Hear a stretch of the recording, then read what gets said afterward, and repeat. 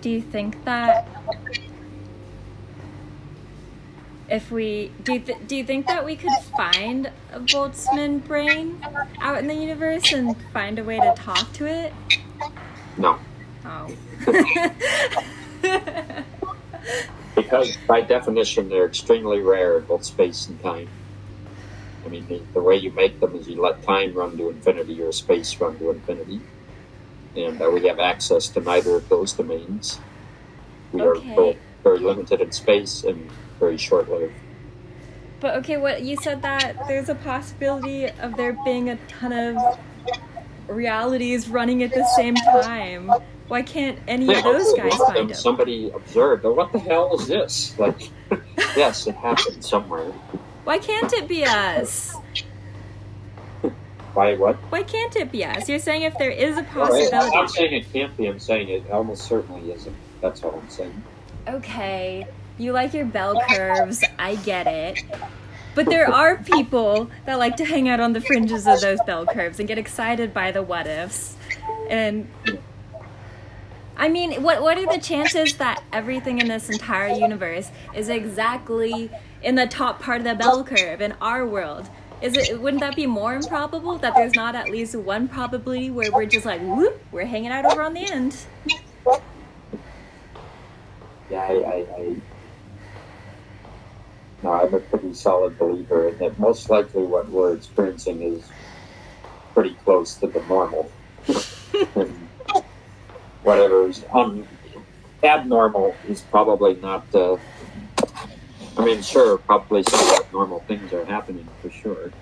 I mean, there's all kinds of interesting things going on. I mean, we already reached a point where we're able to have this conversation. That's not normal. It's not happening on Mars or Jupiter to our knowledge. So, I mean, we're already different than most planets. But still, I think for planets to reach this, I think they would also, if they figure out what Boltzmann brains are, they probably would never have seen one either. And even if you did see one, would you know what it is?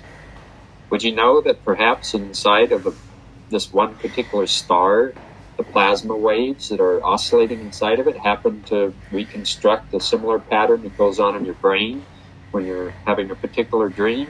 Would you know that that star is right now dreaming, effectively having the experience of you dreaming about, you know, I don't know what you dream about, but whatever dream you've had most recently?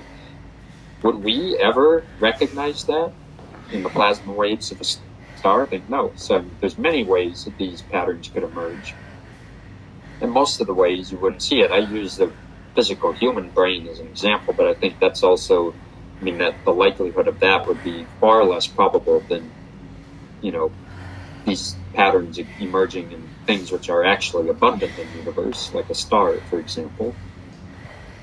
So I think, then would you call it alive? Well, not really, because it's not really interacting with external stimuli. I mean, it could be, but most likely it's not. Most likely it's, you know, you could interpret it in a certain way that you would say, oh, it's having this dream. But, wow, you could really go down a philosophical path here and then say, well, everything's just up to how you interpret it then, a particular pattern. But anyways, but the ability to interact with the outside world and respond to stimuli, I think that that's less open to interpretation. I mean, that's like you poke something and it responds. That's like, okay, well, now there's a definite reaction here. But whether or not something is dreaming when it has no way of interacting with the outside world, I think that's harder to determine. So I'm not even sure you would recognize a Boltzmann brain if you saw one. Actually, this makes the whole thing harder even yet, because how do we know that they're not already very famous? Alien! Yo, Hips! One for dinner, no reservation! It's the Flying Queen alien and her gruesome gorillas. Send in the ultimate space marine, Atax, in his big, bad bug suit. He sneaks in and takes them out. He's sold separately. And here comes Hicks in the evac fighter. Blast him and bottle him, and it's bye-bye bug. Now, buy any basic alien or space marine figure and get another basic figure free. That's 2 aliens for the price of 1. Offer expires December 31st. See participating retailers for details because they're going fast. Aliens!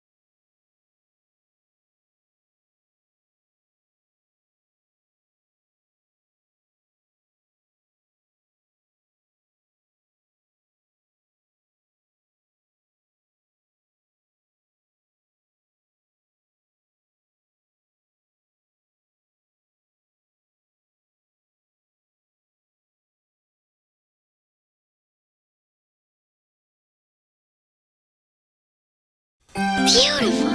Barbie Starlight Bed, tonight It lights up. Wow! magic glowing bright, spinning hearts and stars. All right, Barbie Starlight Bed. You put it together. Adult fashion and batteries not included.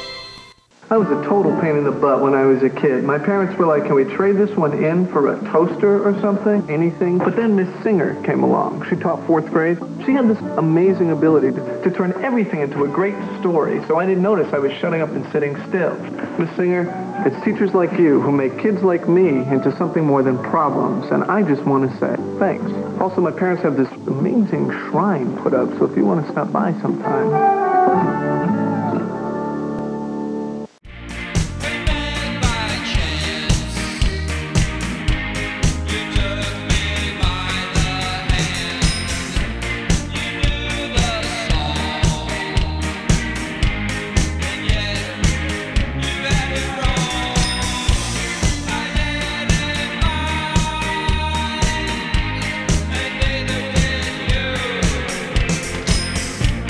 We could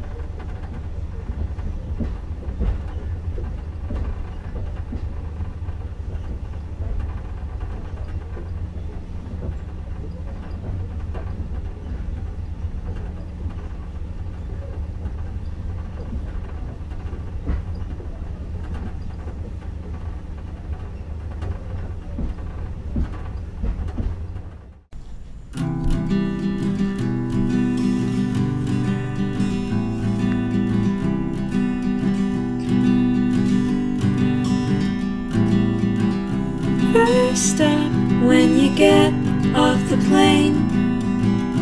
We talk, you forget what my name is.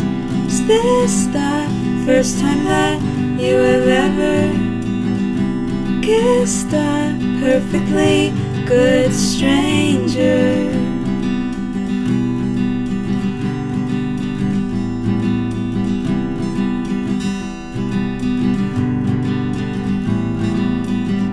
Tonight I'll fall asleep, dreaming of you to keep my bed impulsive, babe. I have so much to say.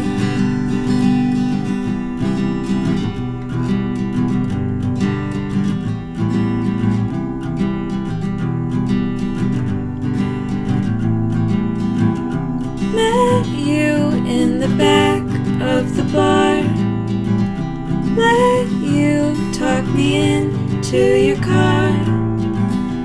Now we're driving back to my house. Ask if you wanna peek down my blouse.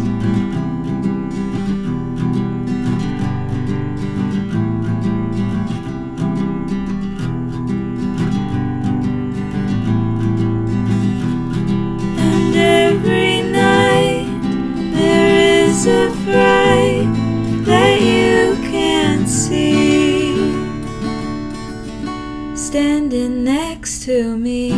Tonight I'll fall asleep, dreaming of you to keep my bad impulsive, babe. I have so much to say.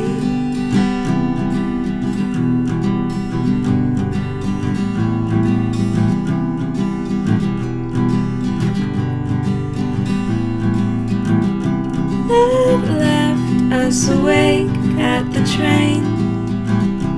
Love left in the winds of your pain.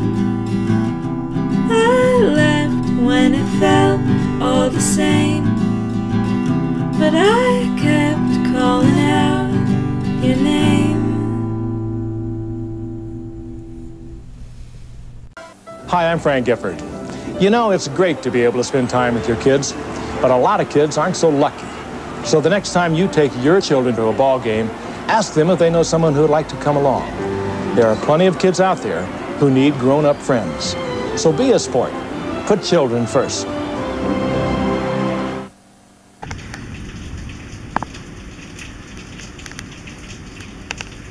Rain is nice.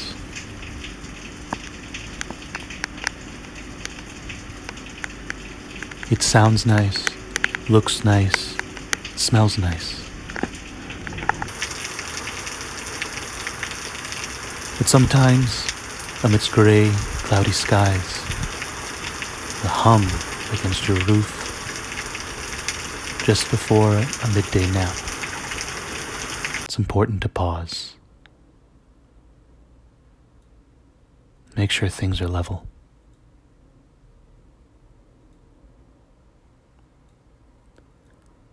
Let's go ahead and put September into perspective. Notable today in history. On this day in 1957, federal troops were sent to Little Rock, Arkansas, as 9 black students were the first to attend a recently desegregated local high school. They came to be known as the Little Rock Nine. That was 66 years ago.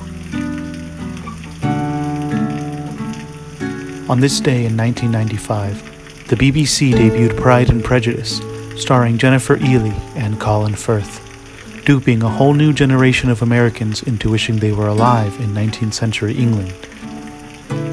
That was 28 years ago. On this day in 1991, Nirvana released its classic Nevermind album, effectively putting the nail in the coffin on hair metal and inspiring alternative musicians all across Texas to fully embrace flannel, no matter the heat. Born on this day, also dead, Jim Henson, 1936. Puppeteer, most famous for creating the Muppets, as well as being the only person in history to make puppeteering semi-attractive. F. Scott Fitzgerald, 1896. American writer, most famous for authoring The Great Gatsby, as well as the less celebrated short story that inspired The Curious Case of Benjamin Button, titled The Curious Case of Benjamin Button. John Marshall, 1775, 4th Chief Justice of the United States from 1801 to 1835. Did cool things like help establish the separation of powers in government, and also less cool things like own a lot of slaves. Born on this day, not dead. Joe Green, 1946. Football player, also known as Mean Joe Green. Born and raised out in Temple, Texas, he played defensive tackle for the Pittsburgh Steelers and starred in that one Coca-Cola commercial where he trades his jersey for a Coke. Hey kid, catch. Died on this day, still dead. Dr. Seuss somehow lived until 1991. Beloved children's author, famous for classics such as The Cat in the Hat, How the Grinch Stole Christmas, and Green Eggs and Ham, among others. Less celebrated for his depictions of Japanese people during World War II. Recent dead, still dead. Steve Harwell, the Smash Mouth guy. Gary Wright, the guy that sang that Dream Weaver song from Wayne's World.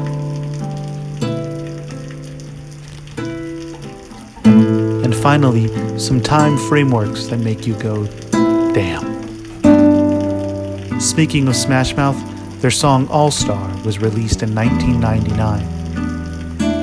That was 24 years ago. NSYNC reunited at the VMAs this month.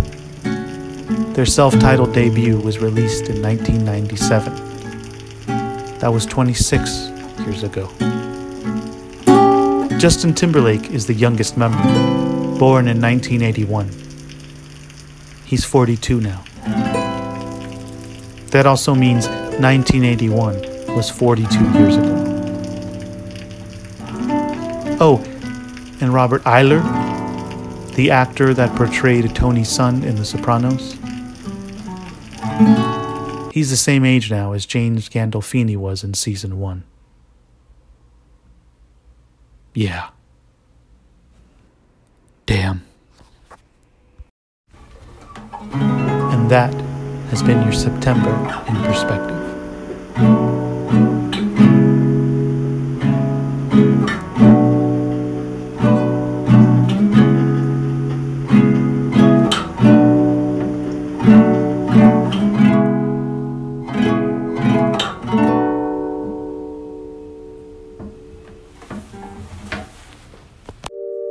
Now I'm an out-of-this-world motherfucker, and I've always said that.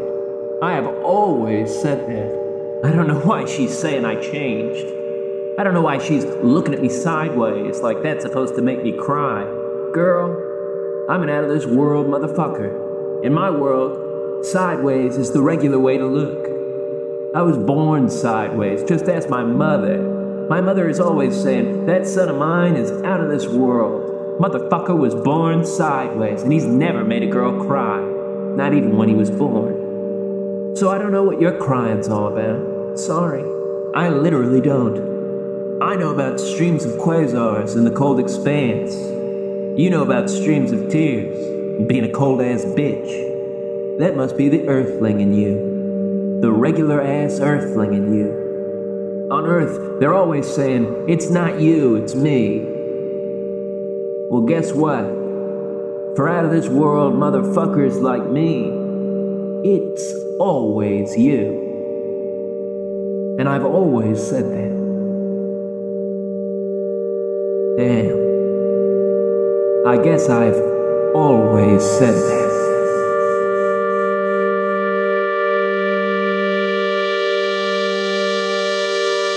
I guess I've always said it was you. Always what you did. Always what you said. Always how you looked at me sideways. But you didn't always look at me sideways, did you? You used to look at me like I was an angel sent from on high. You used to say, how are you such a perfect angel? How are you such a perfect darling angel if you're here on Earth? Did you accidentally trip and fall out of heaven? How could that be if you're perfect? You would always say that, and I'd always answer, it was always you. It's because you always loved me. Even before there was a me to love, your love always found me, floating formless in the stars. It was always your love that brought me down to this world and pulled me out of my mother's sideways. And you owe her an apology, frankly, because that made her cry. And it was always you who did that.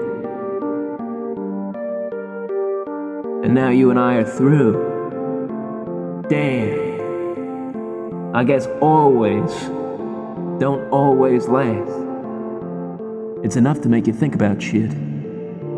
Like maybe, even though I'm an out-of-this-world motherfucker, and you're on some regular-ass earthling shit, maybe it wasn't your fault what happened to us.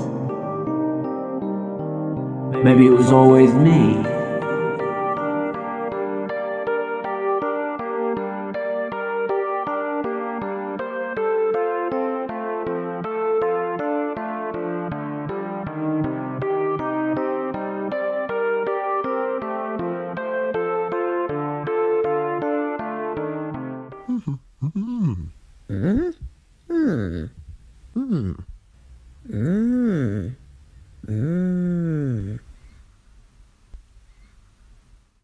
Out of this world Tuesdays invade Fox. Prepare yourself for the end of the world. It's coming for you. Alien Nation Millennium Tuesday.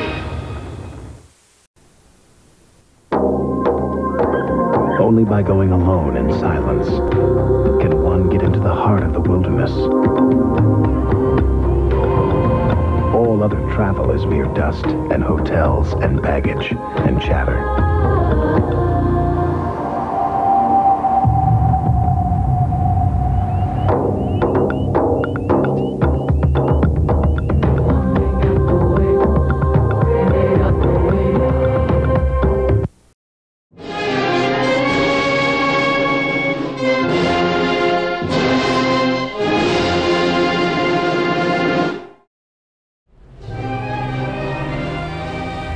El trabajo está sobrevalorado en el mundo, ¿no? Quiero tener un descanso, ¿no? De todo esto. Pues yo trabajo un promedio de 12 horas diarias. A veces son 18 horas. Trabajo una semana, descanso una semana, trabajo una semana, descanso una semana. Está un poco cansado, ¿no? Se entiende, ya 18 años manejando y todo. Los clientes, los pasajeros preguntan, ¿y conejo? ¿Y vete con el conejo? Oye, ¿y tu hermano? ¿Y tu hermano? Y ahí anda, por ahí anda trabajando. No veía tan seguido a mi papá y sí lo extrañaba mucho. Pero las pocas veces que lo veía, por lo general era cuando él me traía y me llevaba de Oaxaca para Pochutla. Porque me voy a acabar mi vida en un trabajo teniendo tantas cosas que disfrutar. Creo que es momento de retirarse del volante, ¿no? Colgar las llaves para empezar una nueva vida.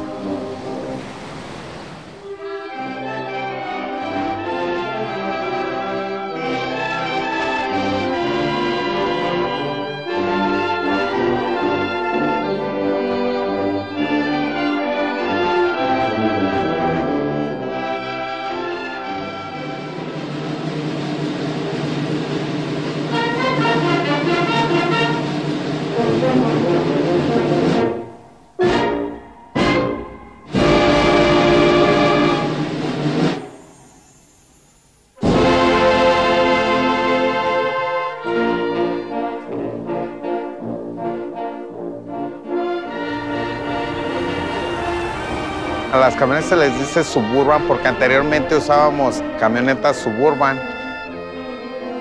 Pues ya se les quedó lo de la Suburban, aunque sea una VEN. Para la gente es la Suburban, el nombre de Suburban, ¿no?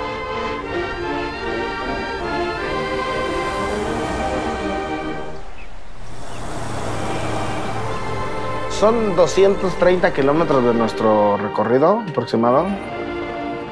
En un tiempo normal, de punta a punta, 6 horas 15.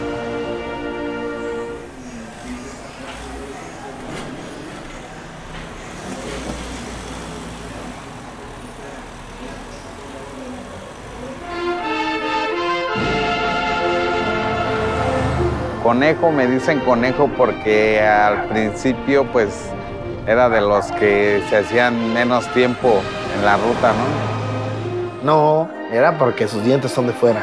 Ahora eso fue que se le quedó conejo. El turismo de la República pues viene y viaja en ese tipo de transporte suburban.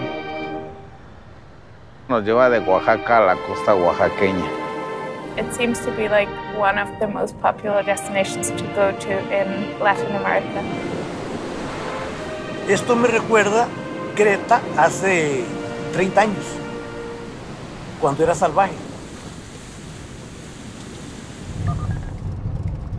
Hay mucha gente de Oaxaca que no conoce el mar. Y yo diario vengo al mar.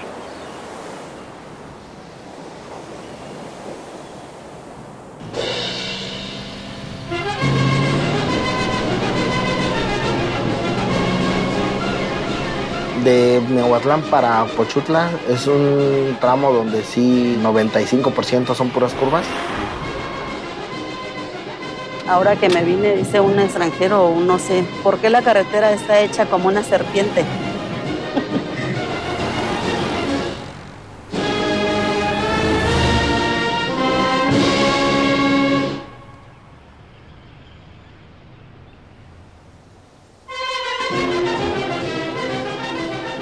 Sí me gusta mucho mi trabajo y me encanta manejar. Es lo que más me gusta hacer. Yo desde niño siempre quise manejar. De hecho, una vez le robé un carro a mi padrino, que lo choqué, le rompí el tanque de gasolina. Pero yo ya había agarrado un carro, ¿no? Una cosa es venir a ganar dinero y otra cosa es que tengas el amor por el manejo, ¿no? Si no tienes el gusto, pues no va a pasar más que por ahí te vas a quedar dormido, no vas a aguantar las desveladas. El orgullo es el que te hace llegar a tu destino, ¿no? Y pues el mismo orgullo también hace que hagas tonterías, ¿no?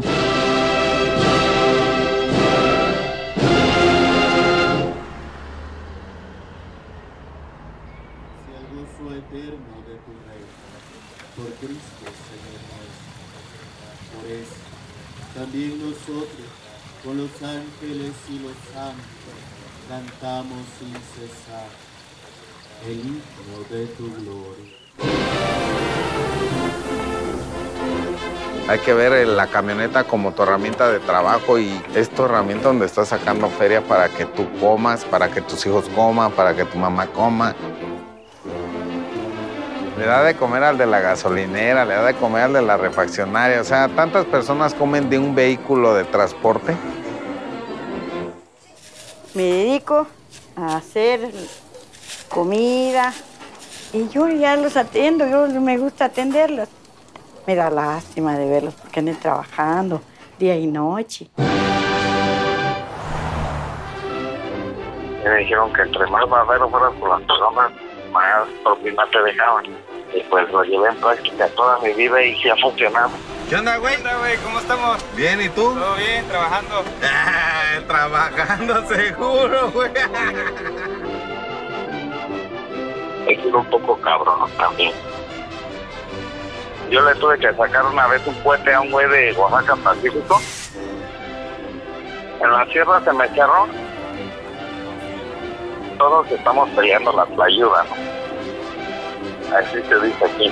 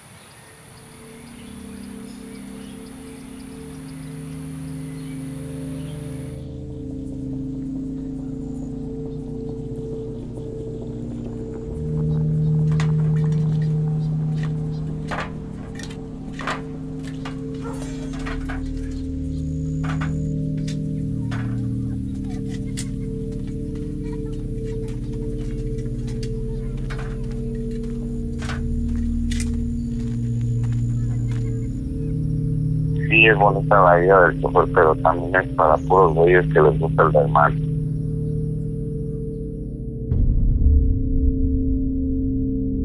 Haz de cuenta que yo tenía problemas con mi mujer. Perdió el bebé ya cuando iban a nacer, los 4 días de que naciera, se perdió la niña. Me tiré al bicho, al desmadre. No hubo quien no me diera las palabras. Cuando yo más los ocupé,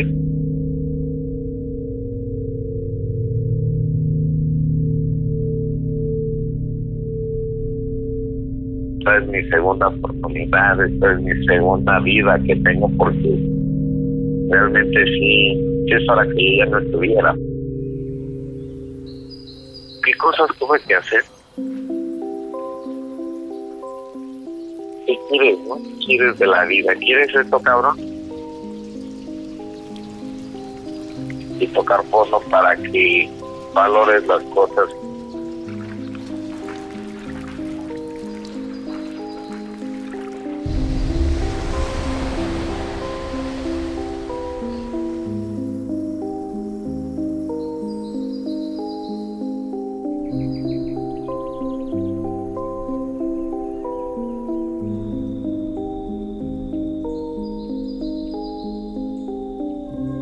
Este lugar de repente te dice, ¿sabes qué? Ya cállate, ya no hables. Observa y escucha. Y empiezas a escucharte, a entenderte. Tienes que dejar para seguir avanzando, ¿no? Enseñarse a retirarse cuando ya es momento. Esa es la cuestión. Hay que cerrar ciclos, ¿no?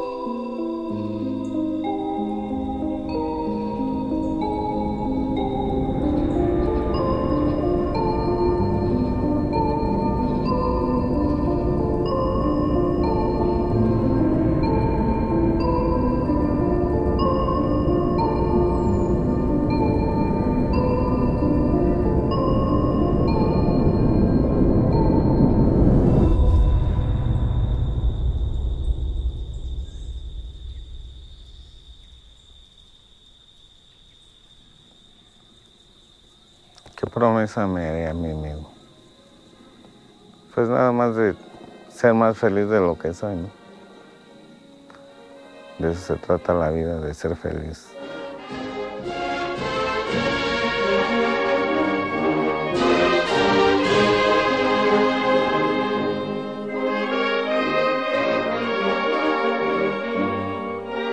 ¿Y ahora qué ruta voy a manejar? Pues la de mi vida y la de mi familia.